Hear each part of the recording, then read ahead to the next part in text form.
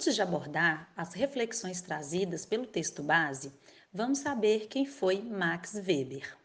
Karl Emil Maximilian Weber nasceu em 1864, foi um sociólogo, jurista e economista alemão.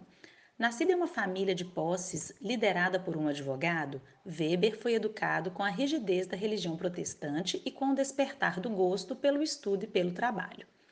Em 1882, Weber ingressa no curso de Direito da Universidade de Heidelberg, onde, para além das ciências jurídicas, aprofundou seus estudos em economia e teologia. Em 1889, concluiu seu doutorado em Direito na Universidade de Berlim. Em 1893, foi nomeado professor na Universidade de Freiburg. Em 1920, uma pneumonia severa acamou Weber e levou-o à morte aos 56 anos de idade. Até então, o sociólogo havia publicado apenas os livros A Ética Protestante e o Espírito do Capitalismo, de 1905, Economia e Sociedade, de 1910 e A Ciência como Vocação, de 1917. É considerado um dos principais teóricos da sociologia e ocupa, junto a Emile Durkheim e Karl Marx, uma das bases da chamada tríade da sociologia clássica. Weber fundou um método de estudo sociológico baseado no que ele chamou de ação social e produziu estudos positivos para a compreensão da formação do capitalismo. O livro mais difundido de Weber é A Ética Protestante e o Espírito do Capitalismo, em que ele analisa a proximidade da formação do capitalismo com a disseminação do protestantismo. Os principais objetos de estudo de Weber na sociologia foram o capitalismo e o protestantismo, levando o sociólogo a desenvolver uma sociologia da teologia. Max Weber não escreveu textos diretamente para a área educacional, mas seus estudos contribuíram para a formulação de várias tipologias pedagógicas. Preocupado em compreender, por meio da análise sociohistórica, os caminhos percorridos pela sociedade ocidental até o período moderno, provoca discussões em vários campos, inclusive na educação, o que acaba permitindo nosso entendimento sobre diversos aspectos em relação ao conhecimento e ao ensino. Primeiramente, é feita uma distinção entre a vocação científica e a vocação política.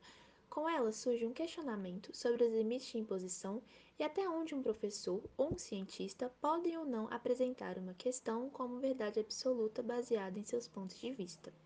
Apresenta também o termo desencantamento do mundo, que é um conceito-chave de sociologia, tomada como referência para refletir sobre o significado que a ciência e o professor podem ter hoje.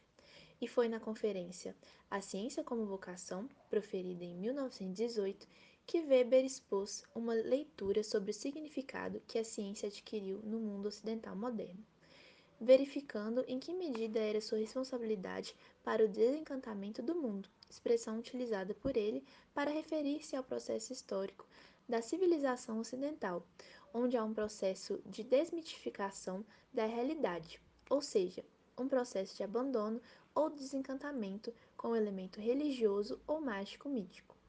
Esse processo se dá através do desenvolvimento da ciência moderna, que busca explicar todos os fenômenos da natureza de forma racional e lógica, sem deixar espaço para a magia ou ação divina. Tudo passa a ser explicado racionalmente.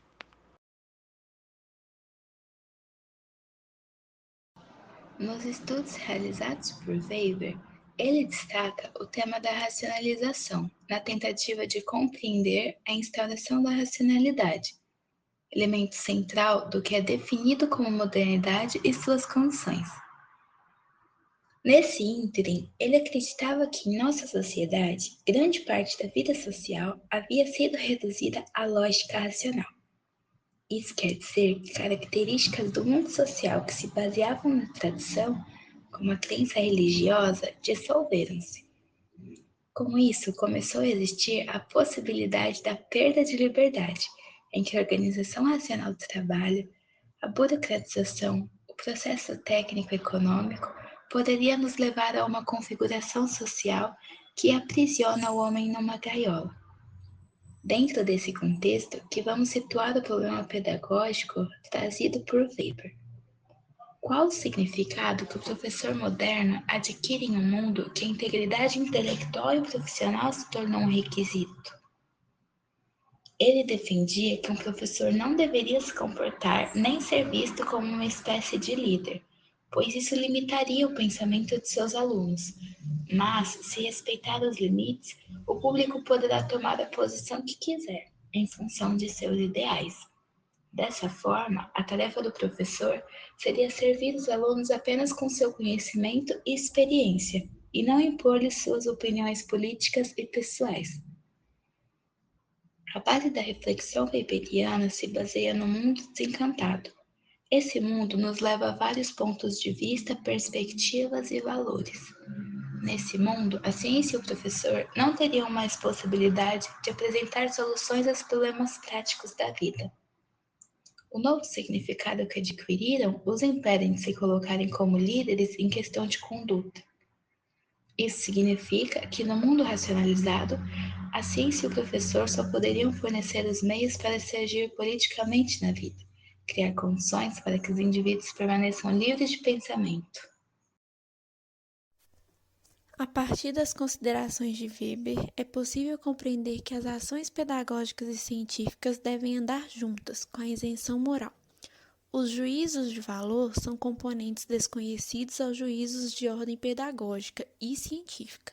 Segundo Weber, se é possível desenvolver uma ação educativa na modernidade, ela deve estar estabelecida num questionamento permanente de suas próprias condições. No final do texto A Ética Protestante e o Espírito do Capitalismo, de 1904, Weber afirma a necessidade do advento de novos conceitos e princípios para contestar um mundo que transformou o homem em um ser empedernido e interesseiro.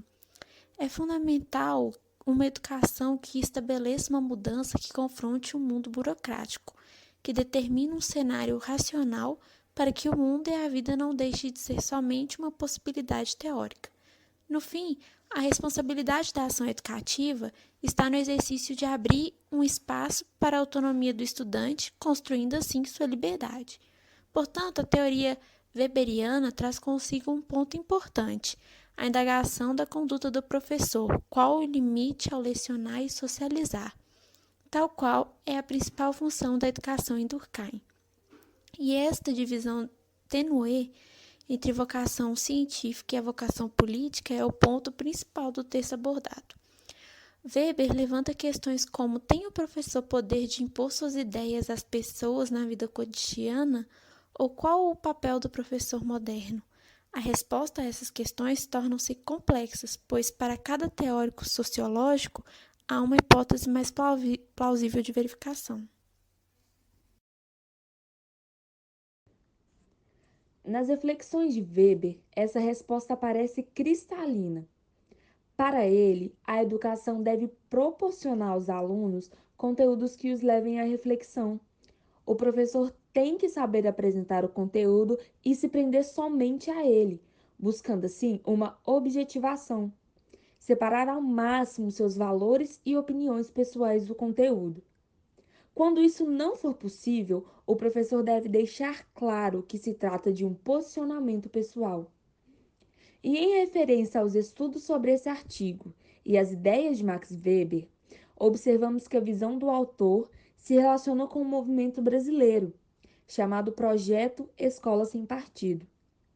O movimento Escola Sem Partido surgiu em 2004 e através de uma iniciativa do então procurador do Estado de São Paulo, chamado Miguel Najib.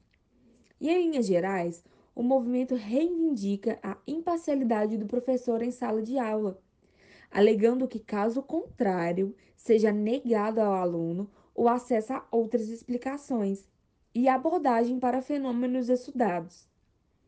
E para os defensores do projeto, no entanto, a imparcialidade e a neutralidade em sala de aula são fundamentais para que a formação do estudante ocorra sem influências ideológicas e partidárias, uma vez que toda ideologia atrapalha a compreensão da realidade, e é dever do professor ensinar as coisas como realmente são, independente de suas convicções pessoais. Para os críticos ao projeto, no entanto, apesar do discurso de imparcialidade, o movimento Escola Sem Partido defende uma escola sem espaço para a discussão da cidadania, qual é garantido na Lei de Diretrizes e Bases da Educação, promulgada em 1996. Essas propostas permaneceram inertes até 2014, quando o então deputado estadual do Rio de Janeiro, Flávio Bolsonaro, convidou o procurador Najib para escrever um projeto de lei para ser apresentado à Assembleia Legislativa daquele estado. Em âmbito federal, o projeto de lei 867/2015 e outros 4 projetos de lei tramitam na Câmara com propostas inspiradas no movimento Escola Sem Partido. A expectativa do fundador do movimento é que o projeto tramite na Câmara dos Deputados a partir do primeiro semestre de 2020. A discussão, no entanto, encontra resistência e, se aprovada, pode ser levada ao Supremo Tribunal Federal. A grande polêmica em torno desse projeto gira em torno da sua suposta perseguição e censura que se empreenderia junto ao trabalho docente, abrindo espaço inclusive para perseguição política. É alegado também que, como seria possível para o professor desenvolver junto aos alunos um pensamento crítico se não discutindo política, filosofia, sociologia e história? É consenso que o educador não deve discutir política partidária, mas sim em um sentido amplo de organização e composição da sociedade que vivem.